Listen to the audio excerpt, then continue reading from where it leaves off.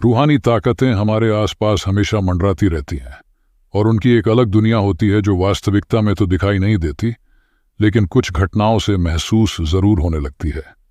ऐसी ही एक हवेली के भूत की कहानी है। यह हवेली एक पुरानी किलेनुमा इमारत है जिसमें कई साल पहले राजा और महाराजा रहते थे, लेकिन अब यह वीरान पड़ी है क्योंकि उन राजाओं के वारिस देश से बाहर जा चुके हैं। हवेली की हालत अब जर्जर हो चुकी है और इसे मरम्मत की जरूरत है। इसके लिए शासन के नोटिस के अनुसार संपत्ति के मालिक को सूचित किया जाता है। कुछ दिनों में पूर्व राजाओं के वारिस में से एक लड़की उर्मिला अपने बच्चे के साथ हवेली में दाखिल होती है। उर्मिला उस जमाने के राजा के नाती की लड़की थी। उसके पति की कार एक्सीडेंट में मौत हो चुकी थी और अब वह विधवा हो चुकी है, लेकिन उसके पास उसका एक 8 वर्षीय बेटा है। हवेली बहुत विशाल थी, इसलिए उसकी साफ सफाई के लिए कई मजदूर बुलाए गए थे जिन्हें चप्पे चप्पे की सफाई का ठेका दिया गया था। किसी को नहीं पता कि हवेली के कोने कोने में कितने खौफनाक रहस्य छुपे हुए हैं। उर्मिला के हवेली में आने के बाद हवेली की हवा रूहानी होने लगती है। ऐसा लग रहा था मानो वर्षों से कोई इस हवेली के वारिस का इंतजार कर रहा था। एक रात उर्मिला अपने बच्चे के साथ अपने कमरे में सो रही होती है कि अचानक उसकी खिड़की से एक पक्षी टकरा कर मर जाता है। यह घटना अपने आप में असामान्य थी। पक्षी टकराते ही उर्मिला की नींद खुल जाती है और जब वह लाइट जलाकर देखती है तो वह डर से चीखने लगती है। उस कमरे की खिड़की से एक पक्षी फंसा हुआ था और उसके शरीर से खून की बूंदें फर्श पर गिर रही थीं। नजारा इतना भयावह था कि वह अपने बच्चे को उठाना नहीं चाहती थी, लेकिन उर्मिला हिम्मत करके उस पक्षी को खिड़की से बाहर फेंक देती है। इसके बाद वह पूरी रात जागती रहती है और सोचती है कि कहीं यह किसी की शरारत तो नहीं। सुबह होते ही वह अपने यहाँ काम कर रहे मजदूरों से पूछती है, रात को मेरे कमरे की खिड़की पर कोई पक्षी आकर टकराया था और तुरंत मर गया। क्या तुम लोगों में से किसी ने यह हरकत की है? क्योंकि पक्षी खुद ब खुद तो खिड़की से नहीं टकरा सकता। मजदूर कहते हैं, नहीं, हमने तो खिड़की से नीचे किसी पक्षी को मरा हुआ नहीं देखा। हम तो अभी वहां से चले आए हैं। जब सभी जाकर देखते हैं तो वहां वह पक्षी नहीं होता। उर्मिला घबराने लगती है कि यह क्या है।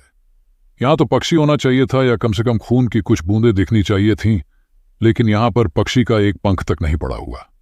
उर्मिला सभी मजदूरों को निर्देश देती है, हवेली में बहुत सी कीमती चीजें और मूर्तियां हैं, संभाल कर साफ सफाई करना। मजदूर अपने काम में लग जाते हैं। उर्मिला अपने बच्चे के साथ कमरे में टीवी देख रही होती है कि अचानक हवेली की छत से एक मजदूर नीचे गिरता है। उर्मिला को अचानक लोगों की आवाज सुनाई देती है। वह भागकर खिड़की से नीचे देखती है तो एक मजदूर की लाश पड़ी होती है। उर्मिला कमरे से बाहर आती है और इसके गिरने का कारण पूछती है। लोगों के जवाब अलग अलग होते हैं। कोई कह रहा होता है कि उसने खुद आत्महत्या की है और कोई कह रहा था कि वह गलती से गिर गया है। सभी के दावे अलग थे, लेकिन उर्मिला को कुछ अनकही बातें सुनाई दे रही थी। उर्मिला के कान में अचानक एक आहट के साथ आवाज आती है, अपने बच्चे को बचा सकती है तो बचा ले। उर्मिला यह वाक्य सुनते ही अपने कमरे की तरफ भागने लगती है, क्योंकि कमरे में उसका बच्चा अकेला टीवी देख रहा होता है। जैसे ही उर्मिला कमरे में पहुंचती है तो उसका बेटा खिड़की से कूदने वाला ही होता है। उर्मिला उसे पकड़ लेती है और वह खिड़की से लटक जाता है। उर्मिला पूरी ताकत से उसे ऊपर खींचती है, लेकिन बच्चा फिर भी कूदने की जिद करता है। उर्मिला किसी कदर अपने बच्चे को काबू में करती है और कमरे के बाहर आ जाती है। वह मजदूरों से पूछती है, बताओ क्या है इस हवेली में, क्योंकि ये बच्चा तो ऐसा नहीं कर सकता और अब भी जो हो रहा है कुछ अलग ही चल।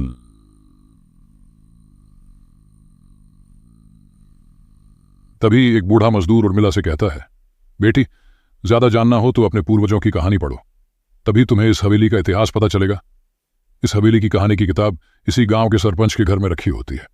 सरपंच बहुत साल पहले मर चुके थे, लेकिन अब भी उनके बेटों के पास वह किताब मौजूद थी। उर्मिला सरपंच के घर पहुंचती है और किताब ले लेती है। किताब पढ़ते ही उर्मिला को पता चलता है कि इस हवेली में एक नौकर और नौकरानी भी थे जिनके बीच बहुत प्यार था। वो कई सालों से हवेली की सेवा कर रहे थे, लेकिन एक बार रानी के शाही गहने चोरी हो गए और उसके शक में राजा ने नौकरानी को चोरी की सजा दी और उसे जिंदा दफना दिया गया। उसके गम में उसके पति ने भी अपनी जान दे दी। 1 महीने बाद राजा ने अपनी ही तलवार अपने गले में घुसाकर आत्महत्या कर ली। इसके बाद छोटे मोटे हादसे हवेली में होने लगे, जिस वजह से हवेली हमेशा के लिए बंद कर दी गई। कई सालों के बाद वहां कोई आया है, जिससे वहां रहने वाली आत्माओं को बदला लेने का मौका मिल गया है। उर्मिला हवेली का रहस्य जानकर यहां से जाना चाहती है, क्योंकि उसे अपने बच्चे की चिंता है। इसीलिए वह रात में ही कार लेकर एयरपोर्ट के लिए निकल जाती है। अचानक रास्ते में उसकी कार का एक्सीडेंट हो जाता है और कार पलटकर उल्टा हो जाती है, लेकिन दोनों को कोई नुकसान नहीं होता। उर्मिला अपने बच्चे को बाहर निकाल लेती है और सुनसान सड़क पर भागने लगती है। रास्ते में उसे एक कार आते दिखाई देती है और कार रोकने के लिए उर्मिला सड़क के बीच में खड़ी हो जाती है और अपनी मदद के लिए चिल्लाने लगती है। तभी अचानक कार वाला आकर कार का ब्रेक लगा देता है। उर्मिला पास जाकर देखती है तो उसकी हिम्मत बढ़ जाती है, क्योंकि यह एक पुलिस अफसर होता है। उर्मिला हड़बड़ाहट में उसे अपनी बात कहती है और रोने लगती है। पुलिस अफसर उन्हें अपनी गाड़ी में बैठने को कहते हैं और रोड पर चलने लगते हैं। रास्ते में एक बूढ़ा सड़क पर जा रहा होता है और उनकी कार के सामने आते ही रोड पर गिर जाता है। पुलिस अफसर गाड़ी से उतरकर उस व्यक्ति को देखते हैं। बूढ़ा व्यक्ति बेहोश हो चुका था। पुलिस अफसर उसे गोद में उठाकर अपनी गाड़ी में पीछे बैठा देता है और अस्पताल के लिए चलने लगते हैं। अचानक उस बूढ़े व्यक्ति का हाथ पीछे से पुलिस अफसर की गर्दन तक पहुंच जाता है। पुलिस अफसर छटपटाने लगते हैं और अचानक गाड़ी का ब्रेक लगा देते हैं। गाड़ी की स्पीड कम होने की वजह से कार वहीं खड़ी हो जाती है और अफसर अपनी गन निकालकर बूढ़े की तरफ निशाना लगाकर गोली चला देता है। बूढ़े के सिर में गोली लगने से भी उसकी जान नहीं जाती है। महिला और पुलिस अफसर दोनों समझ चुके थे कि यह कोई भूत है।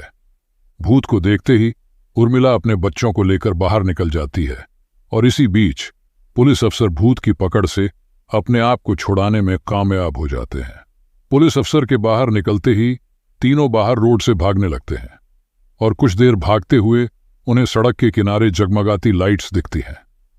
पुलिस अफसर उर्मिला से कहते हैं, मैडम, यह एयरपोर्ट है, जल्दी चलिए। उर्मिला अपने बच्चों को लेकर एयरपोर्ट के अंदर पहुंच जाती